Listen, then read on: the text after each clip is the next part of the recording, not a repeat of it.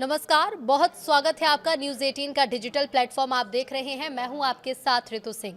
आजादी का 79वां साल 15 अगस्त की तारीख आते ही हर भारतीय के मन में देशभक्ति का जज्बा जाग उठता है। ये सिर्फ एक छुट्टी का दिन नहीं बल्कि उन लाखों शहीदों को याद करने का दिन है जिन्होंने अपनी जान देकर हमें ये आजादी दिलाई।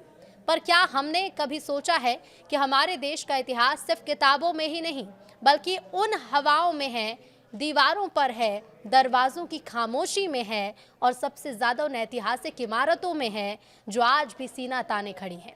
भारत वो देश है जहां पत्थर सिर्फ पत्थर नहीं होते, वो इतिहास के गवाह होते हैं। रानी की वाव की सीढ़ियों से नीचे उतरिए, ऐसा लगेगा जैसे समय की गहराइयों में जा रहे हैं। कोणार्क मंदिर के पहिए सिर्फ सजावट नहीं, वो वक्त को मापते हैं। और विक्टोरिया मेमोरियल की दीवारें आज भी ब्रिटिश दौर की कहानियां सुनाती हैं।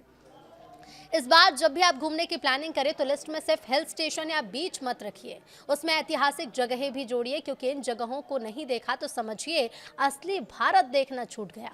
राजस्थान की राजधानी जयपुर की पहचान है हवा महल। इसे 1799 में महाराजा सवाई प्रताप सिंह ने बनवाया था, जो भगवान कृष्ण के भक्त थे। यही वजह है कि इसकी बनावट भगवान कृष्ण के मुकुट जैसी रखी गई। हवा महल की सबसे खास बात इसकी 953 खिड़कियां हैं। ये इतनी बारीक और जालीदार हैं कि रानियां पर्दे की परंपरा निभाते हुए भी आसानी से बाहर की दुनिया देख सकती थी, बिना किसी की नजर में आए। ये 5 मंजिला इमारत बिना किसी नींव के खड़ी की गई, लेकिन इसकी पिरामिड नुमा बनावट इतनी सटीक है कि आज भी खूबसूरती से खड़ी है, जैसे वक्त को थामे हुए हो। भोपाल से करीब 50 किलोमीटर दूर मध्य प्रदेश के रायसेन जिले में बसा है सांची। ये सिर्फ एक ऐतिहासिक जगह नहीं बल्कि बौद्ध दर्शन का जीता जागता प्रतीक है। यहाँ मौजूद सांची स्तूप को 3री सदी ईसा पूर्व में सम्राट अशोक ने बनवाया था, और इसके अलावा स्तूप का विशाल गुंबद धम्मचक्र यानी कि जीवन, मृत्यु और मोक्ष के चक्र का प्रतीक है। चारों दिशाओं में बने तोरण द्वार पर बुद्ध की जातक कथाएं खुदी है। हर मूर्ति, हर शिल्प बुद्ध के जीवन का कोई संदेश लिए खड़ा है। आप अशोक स्तंभ और 4 सिंह वाला भारत का राष्ट्रीय प्रतीक भी यहाँ देख सकते हैं। ओडिशा के समुद्र किनारे खड़ा कोणार्क मंदिर सिर्फ एक धार्मिक स्थल नहीं बल्कि इस समय कला और विज्ञान का अद्भुत संगम है। 13वीं सदी में गंगा वंश के राजा नरसिंह देव प्रथम ने इसे बनवाया था। हालांकि पौराणिक कथाएं कहती हैं कि इस मंदिर का निर्माण भगवान कृष्ण के पुत्र संबा ने सूर्य देवता की उपासना के लिए करवाया। माना जाता है कि इसके भव्य निर्माण में करीब 1200 कारीगर लगे थे।